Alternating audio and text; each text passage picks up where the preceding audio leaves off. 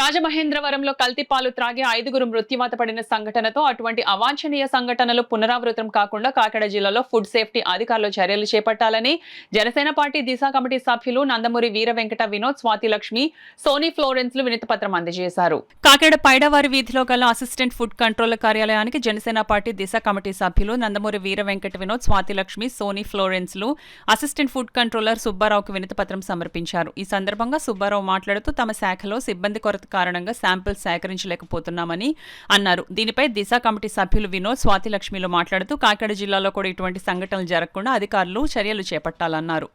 అధికారి దగ్గరికి వచ్చి ఏదైతే రాజమండ్రిలో చాలా ప్రమాదకరమైన పాలు కల్తీ జరిగిందో అదేవిధంగా కాకినాడలో జరగకుండా ఈ సరౌండింగ్ వచ్చే పాలని తర్వాత తదితర ఆహార పదార్థాలన్నీ కూడా మరి త్వరితగతిన చెక్ చేయాలని, ఏదైతే పెద్ద వయసు వాళ్ళు ఉన్నారో చిన్నపిల్లలు ఉన్నారో వాళ్ళ ఆరోగ్యానికి చాలా విఘాతం కలిగిస్తుంది ఈ ఫుడ్ మాఫియా.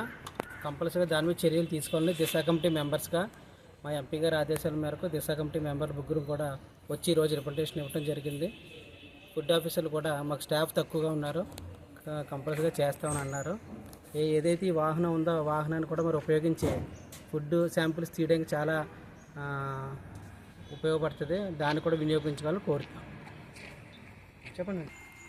నా పేరు స్వాతి లక్ష్మి, కాకినాడ రూరల్ దిశ కమిటీ మెంబర్. నేను ఈరోజు ఏదైతే ఫుడ్ కల్తీ జరిగిందో గత 2 రోజుల క్రితం రాజమండ్రిలో, దాని గురించి ఫుడ్ కమిషనర్ 2 రోజుల క్రితం రాజమండ్రిలో ఏదైతే జరిగిందో పాలు కల్తీ విషయంలో దాని మీద మేము రిప్రజెంటేషన్ ఇవ్వడానికి ఫుడ్ సేఫ్టీ ఆఫీసర్ అయినటువంటి సుబ్బారావు గారి దగ్గరికి రావడం జరిగింది.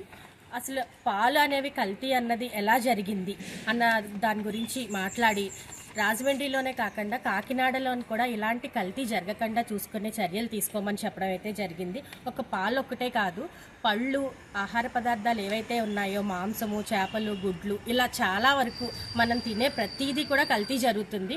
ముఖ్యంగా ఫ్రూట్స్, దానిపైన ఏదైతే మనకి రసాయనాలు వినియోగించి దాన్ని తొందరగా ముగ్గేట్టుగా చేస్తున్నారో అవి తినడం వల్ల కిడ్నీ ప్రాబ్లమ్స్ కానీ లేకపోతే గ్యాస్ట్రైటిస్ రావడం కానీ చాలా జరుగుతుంది. అలాంటివి జరగకుండా చర్యలు తీసుకోమని చెప్పేసి ఫుడ్ ఆఫీసర్స్ని కోరడం అయితే ఈరోజు జరిగింది. నమస్తే అండి, నా పేరు ఎల్ఐటి సోనీ ఫ్లోరెన్స్, దిశ కమిటీ మెంబర్.